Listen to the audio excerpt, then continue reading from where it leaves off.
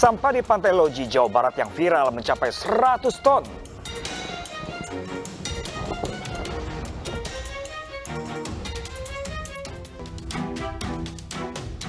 Bagaimana jadinya kalau kolam renang berair panas?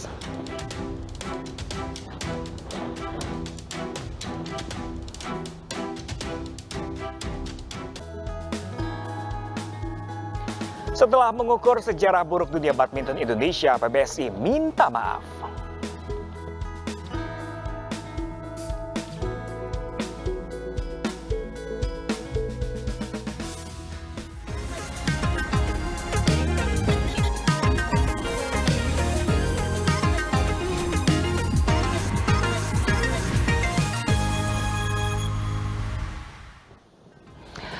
Baru kenal langsung dilamar. Acaranya digelar di hari Kartini. Halo pemirsa, apa kabar? Ketemu lagi di Occasion Updates hari ini bersama saya Pram Senjaya. Dan berikut Occasion Updates selengkapnya untuk Anda.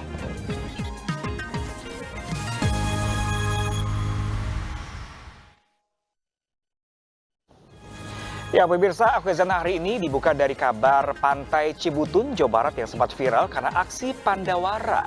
Setelah dibersihkan oleh warga, sampah di pantai ini mencapai 100 ton.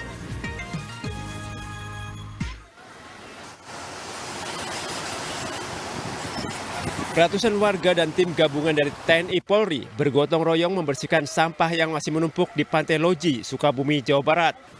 Hingga hari ketiga pembersihan tumpukan sampah di kawasan Pantai Loji sepanjang 2 km, lebih dari 100 ton sampah diangkut dan dibuang ke TPA Cimenteng, Kabupaten Sukabumi.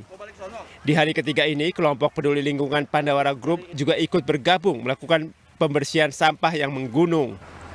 Kelompok Pandawara merupakan pihak pertama yang mengajak warga untuk bersih-bersih sampah di Pantai Loji dan memberi label pantai terkotor keempat di Indonesia. Sampah yang menumpuk didominasi sampah rumah tangga, plastik, dan sampah ranting kayu. Dari sekitar 2 km tumpukan sampah di Pantai Loji, tumpukan sampah yang sudah dibersihkan sekitar 1 km. Tumpukan sampah ini memanjang hingga ke kawasan Pantai Cibutun, Jawa Barat. Dari Sukabumi, Jawa Barat, Budi Setiawan melaporkan. Ya pemirsa, bagaimana jadinya kalau anak-anak TK jadi petugas damkar? Nah, ini anak-anak TK di Parepare ini tampak serius belajar menjadi petugas pemadam kebakaran. Aksi mereka pun mengundang tawa.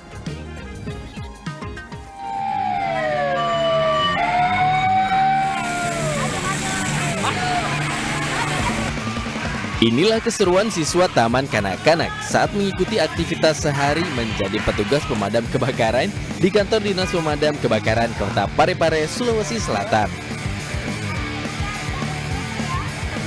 Dengan arahan dari petugas damkar, anak-anak sangat antusias mengikuti proses memadamkan api bersama teman-teman mereka.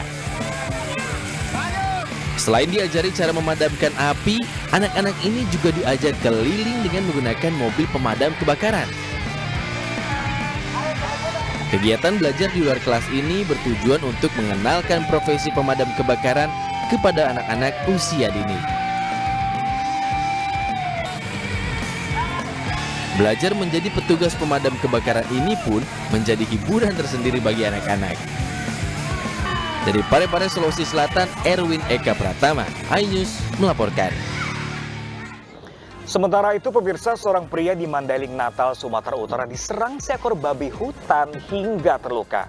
Usai menyerang, babi ini langsung kabur kembali ke dalam hutan.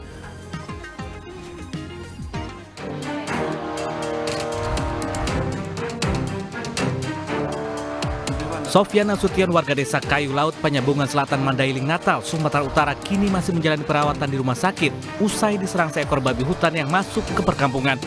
Akibat diserang babi hutan, korban mengalami luka di bagian tangan, kaki, hingga bagian dada. Menurut Sofyan, saat kejadian tersebut, ia sedang berada di kebun karet miliknya yang berjarak sekitar 50 meter di belakang rumah. Saat menderes batang karet, ia didatangi seekor babi hutan berukuran besar. Korban berusaha mengusir babi yang mendekatinya, namun bukannya pergi, babi justru menyerang korban dengan brutal. Akibat serangan babi hutan tersebut, korban menderita luka cukup parah dengan puluhan jahitan di tangan dan kakinya. Dari Medan, Sumatera Utara, Ahmad Hussein Lubis, iNews melaporkan. Setelah babi hutan pemirsa, kini ada puluhan anak ular kobra yang membuat heboh warga desa Sukatani, Kecamatan Cisoka, Kabupaten Tangerang, Banten. Evakuasi pun berlangsung dramatis karena ular yang agresif menyerang petugas pemadam kebakaran. Wah, hati-hati ya Pak Damkar.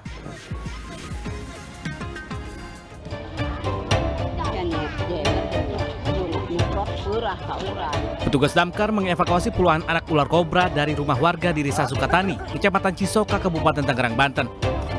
Menggunakan tongkat khusus, satu persatu anak ular kobra yang sempat kabur dievakuasi dan dimasukkan ke dalam wadah plastik. Penemuan 30 anak ular kobra ini berawal saat pemilik rumah menemukan induk ular kobra sedang memangsa anak ayam peliharaan. Pagi makan ayam di belakang, terus mau dipukul masuk ke dalam ke sini, terus dibongkar di sininya ada telurnya netas, udah pada netas, terus kirain wah udah pada netas orangnya, terus bongkar ternyata ada telurnya banyak, anaknya juga sama induknya banyak, ada 31. Selanjutnya puluhan anak ular kobra beserta induknya dievakuasi ke kantor BPBD Kabupaten Tangerang. Rencananya puluhan ular kobra akan diserahkan ke BKSDA Jakarta. Dari Kabupaten Tangerang, Banten, Aimarani, iNews melaporkan. Ya, gagal mendapatkan mangsa, pelaku hipnotis di Depok, Jawa Barat ini dapat salam olahraga dari warga. Satu pelaku berhasil diamankan, sementara satu pelaku lainnya berhasil kabur.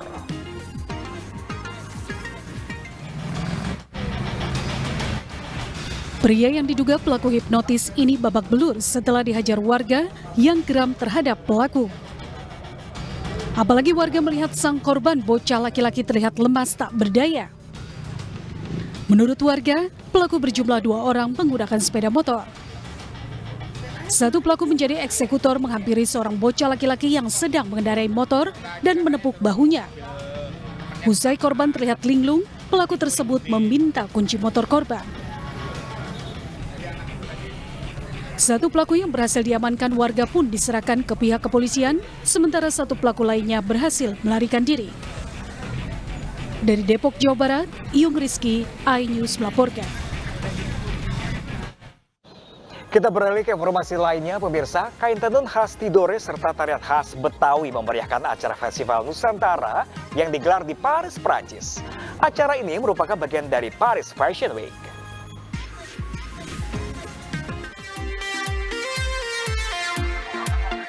Sepuluh perancang busana tanah air menghidupkan karyanya di acara Festival Nusantara yang digelar di Paris, Prancis. Acara ini sebagai bagian dari acara Paris Fashion Week yang digelar beberapa hari sebelumnya. Menariknya, wastra atau kain tenun khas Tidore jadi perhatian ratusan pemerhati seni dunia.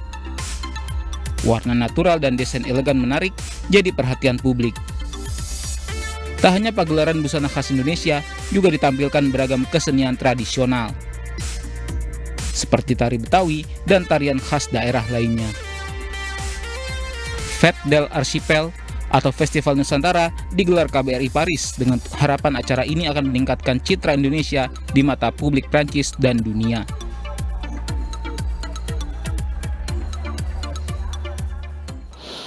Ya pemirsa, bagi Anda yang ingin berlibur, coba datang ke objek wisata di Dieng, Banjarnegara, Jawa Tengah. Di sini terdapat kolam renang yang berbeda, yaitu kolam renang air panas. Nah, bisa nih untuk terapi juga loh pemirsa.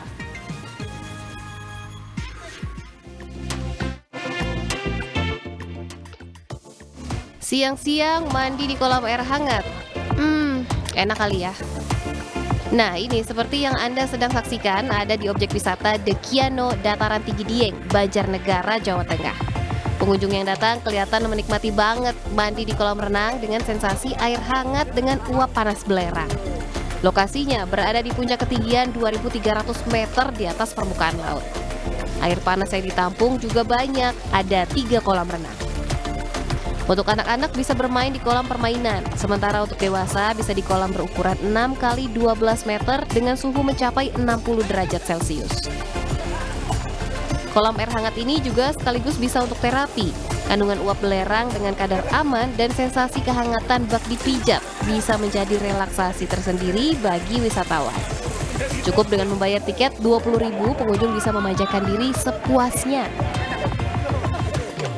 Mata air hangat alami diambil dengan pipa dari sumber sejauh 7 km dengan menggunakan pipa khusus yang telah disterilisasi hingga aman untuk dinikmati wisatawan. Nah, bagi Anda yang belum memiliki rencana berlibur bersama keluarga, mengunjungi kolam renang mata air hangat ini bisa jadi pilihan. Dari Banjarnegara, Jawa Tengah, Elis Novit melaporkan. Ya pemirsa, Taman Rekreasi Air selalu menjadi salah satu destinasi favorit di akhir pekan. Seperti di sebuah waterpark di Jatisari, Kota Bekasi yang menyediakan beragam wahana seru dan unik berkonsep kolam tropis ala Hawaii. Wah, jadi pengen nih ke sana.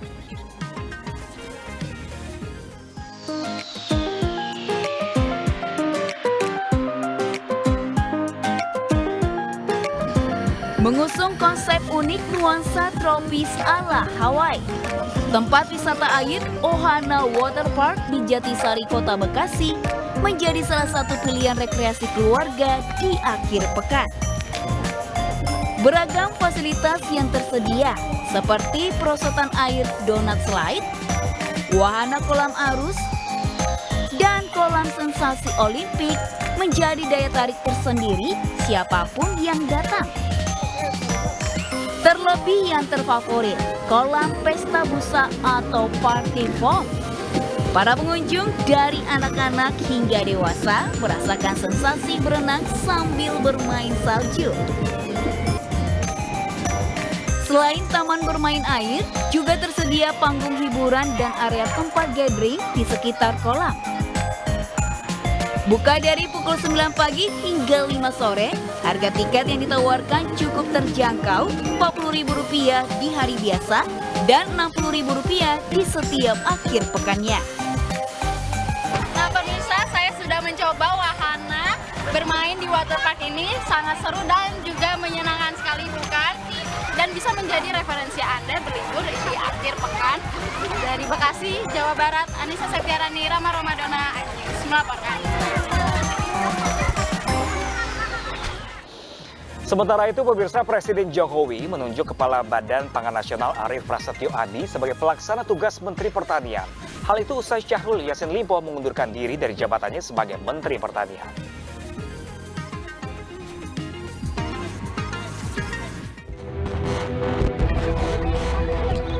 Presiden Joko Widodo telah menerima surat pengunduran diri Syahrul Yassin Limpo. Jokowi juga telah menyetujui pemberhentian Syahrul Yassin Limpo dari jabatannya sebagai Mentan. Jokowi lantas menunjuk Kepala Badan Pangan Arief Prasetyo sebagai pelaksana tugas Menteri Pertanian. Menurut Presiden, alasan penunjukan Arief agar mudah berkoordinasi. Iya, tadi malam saya sudah diberikan kepada saya dari Menseknek tentang surat pengunduran diri dari Pak Menteri Pertanian. Ya, sudah saya terima dan pagi tadi sudah ditindaklanjuti, sudah saya tanda tangani juga. Penggantinya masih PLT-nya Pak Arief Prasetyo, Kepala Badan Pangan. Ya, sudah. Sebelumnya Syahrul Yassin Limpo mengundurkan diri dari jabatannya sebagai Menteri Pertanian. Surat pengunduran diri tersebut diserahkan Syahrul melalui Menteri Sekretaris Negara Pratikno di tengah pengusutan dugaan korupsi di lingkungan Kementan oleh KPK. Dari Jakarta, Tim Liputan iNews melaporkan. Iya pemirsa, keberadaan mega bintang Lionel Messi di klub Inter Milan Miami ternyata sangat berpengaruh. Informasi selengkapnya sesaat lagi, tetaplah bersama kami di Okezone Updates.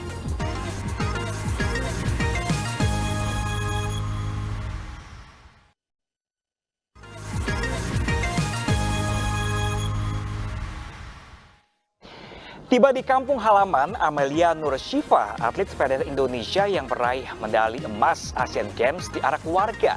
Kedatangan Amelia disambut tangis haru keluarga.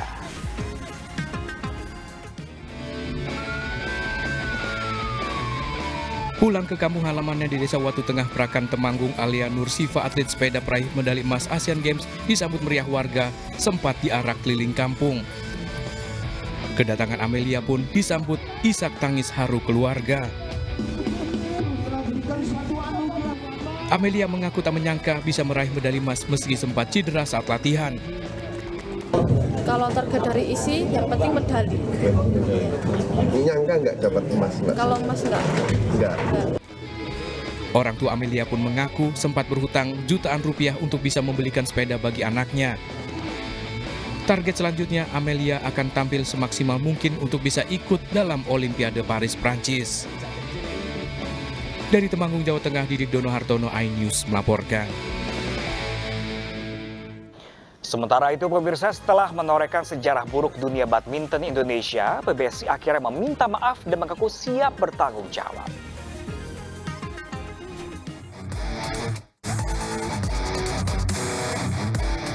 Gagalnya cabang olahraga bulu tangkis di Asian Games edisi ke-19 mengejutkan publik.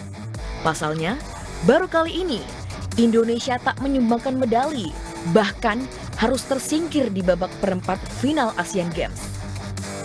PBSI melalui Kepala Bidang Pembinaan dan Prestasi, Rioni Mainaki meminta maaf atas gagalnya. Siap bertanggung jawab atas catatan buruk bulu tangkis di Hangzhou 2022. Evaluasi menyeluruh akan dilakukan PBSI terkait capaian tim di ajang 4 tahunan ini. Selanjutnya, pihak tetap memberikan motivasi para atlet karena tur Eropa sudah ada di depan mata, yakni Denmark Open dan French Open pekan depan. 7 medali emas dikumpulkan Indonesia di Hangzhou 2022. Tim Merah Putih dipastikan finish di posisi 13 klasemen Asian Games. Raihan ini pun jauh dari target pemerintah yang finish di 10 besar.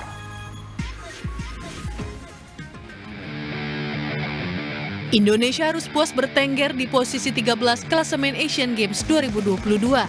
Tak ada lagi potensi medali emas maupun tambahan medali lain hingga hari terakhir penyelenggaraan multi-event 4 tahunan ini. Raihan 7 emas, 11 perak, dan 18 perunggu membuat kontingen Indonesia tak bergeming di posisi 13, di mana hasil ini cukup jauh dari target yang ditetapkan pemerintah dengan finish di posisi 10 besar. Gagalnya cabur bulu tangkis di semua nomor, beregu maupun perorangan, membuat harapan tim Merah Putih mendulang medali semakin berkurang. Hingga Sabtu malam, sebanyak 13 cabur telah menyumbangkan medali untuk Indonesia. 6 diantaranya membuahkan 7 medali emas. Cabang olahraga menembak menjadi satu-satunya cabur yang menyumbangkan 2 medali emas. Muhammad Sejahtera Dwi Putra meraih 2 emas sekaligus di 2 nomor berbeda. Dari nomor 10 meter running target putra mengalahkan penembak asal Vietnam dan Korea Selatan. Sementara di nomor 10 meter running target mixed run, Tera unggul atas Korea Utara dan Korea Selatan. Wushu menjadi cabur ketiga yang meraih medali emas.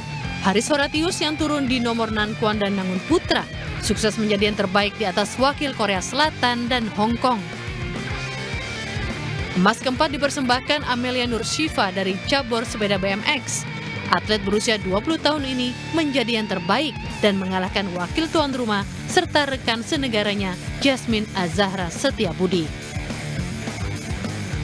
Indonesia kembali menambah emas lewat Rahmat Erwin Abdullah di cabur angkat besi.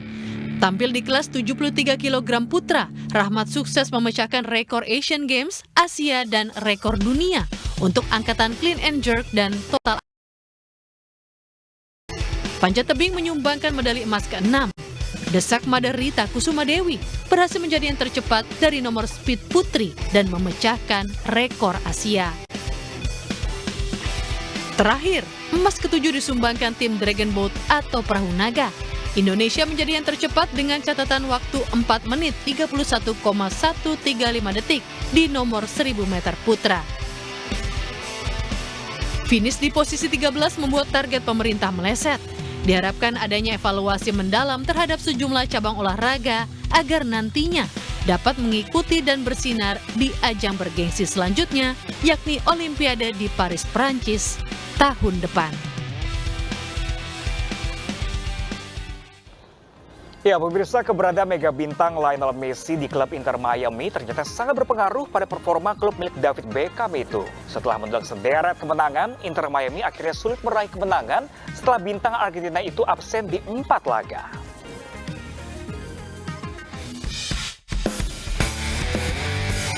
Kedatangan Lionel Messi ke Inter Miami membawa klub milik David Beckham itu benar-benar menjadi sebuah kekuatan baru yang diperhitungkan di Liga MLS. Sederet kemenangan dan sukses meraih sejumlah trofi tak lepas dari performa apik La Pulga yang mampu memimpin tim meningkatkan performanya. Dominasi Messi pun seakan tidak bisa dilepaskan dari Inter Miami. Tak heran, ketika bintang Argentina itu absen di 4 pertandingan, Inter Miami seakan sulit meraih kemenangan. Messi yang tak bisa membela Miami di 4 laga karena cedera, membuat Miami hanya mencatat 2 kali seri dan 2 kali kalah. Terakhir, The Herons diajar Chicago Fire dengan skor telak 1-4. Kekalahan ini membuat posisi Miami terancam dalam perebutan slot di babak playoff dan turun ke peringkat 14 dengan 33 poin, terpaut 5 angka dari Montreal yang ada di zona playoff. Kondisi ini membuat pelatih Tata Martino berharap bintangnya bisa segera pulih dan kembali ke lapangan hijau. Informasi terakhir, Tata meyakinkan publik bahwa Messi akan kembali tampil di laga berikutnya melawan Cincinnati FC. Messi sendiri diharapkan dapat pulih 100% agar bisa mengembalikan performa Miami di lanjutan liga. Terakhir kali Inter Miami menang saat menghajar Toronto FC 21 September lalu. Messi hanya bermain 37 menit sebelum ditarik keluar karena cedera.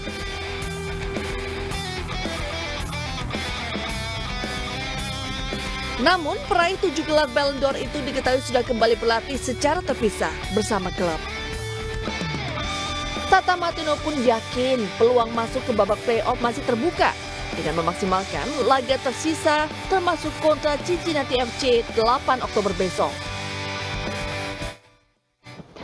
Pergi ke warung beli makaroni, pulang-pulang bawa Tamiya. Berita tadi menutup jumpa kita hari ini. Saya Pram Senjaya pamit, terima kasih dan see ya!